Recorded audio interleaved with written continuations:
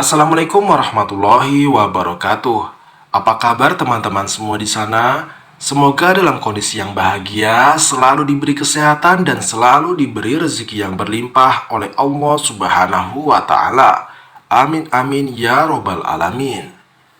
Pada suatu hari, Abu Nawas dikenal memiliki pemikiran cerdas dan hampir bisa dipastikan dirinya memiliki solusi atas sebuah masalah yang tengah dihadapinya.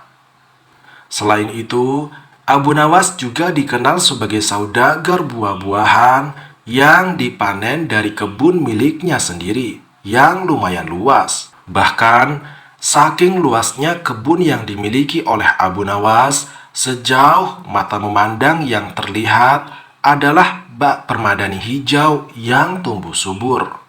Pada suatu hari, Abu Nawas melakukan pengawasan, melihat-lihat kebunnya tersebut.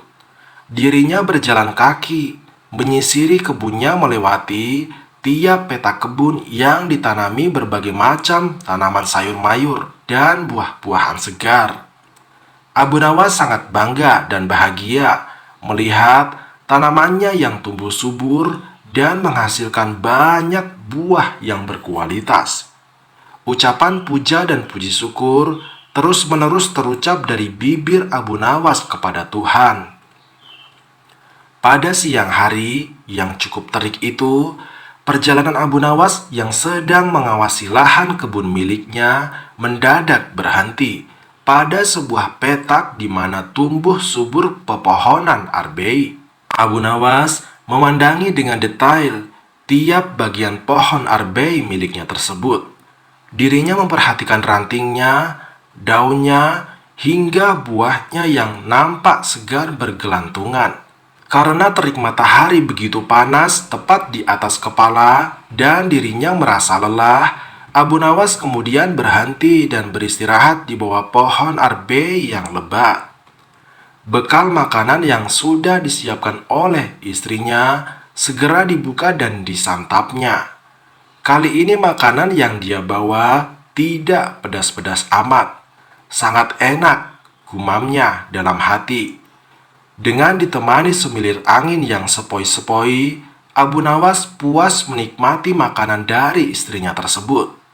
Setelah kenyang, dirinya menyandarkan diri pada batang pohon arbei sambil melihat ke atas.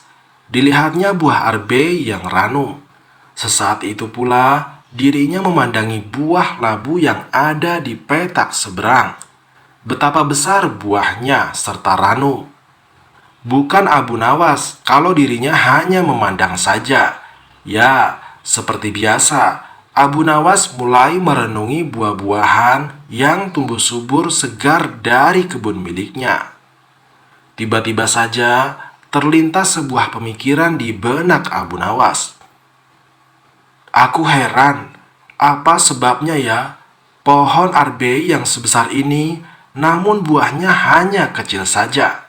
Padahal pohon labu yang merambat dan mudah patah saja bisa menghasilkan buah yang besar-besar, ujar Abu Nawas dalam hati. Tak lama berselang, angin kecil pun bertiup menghampiri Abu Nawas yang sedang beristirahat, seolah-olah langsung menjawab pertanyaan yang ada dalam benaknya. Ranting arbei pun bergerak-gerak dan saling bergesekan, dan sesaat kemudian ada biji buah arbei jatuh tepat di kepala Abu Nawas yang sedang tidak bersorban itu. "Aha, aku tahu jawabannya," ujar Abu Nawas. Beruntung bagi Abu Nawas di siang itu hanya kejatuhan buah arbei saat sedang beristirahat. Bagaimana jadinya jika saat itu dirinya kejatuhan buah labu? Allah Subhanahu wa taala menciptakan semua makhluknya yang ada di bumi ini dengan kekurangan dan kelebihan masing-masing, di mana semua itu berjalan sesuai dengan fungsinya, saling keterikatan dan saling membutuhkan. Wassalamualaikum warahmatullahi wabarakatuh.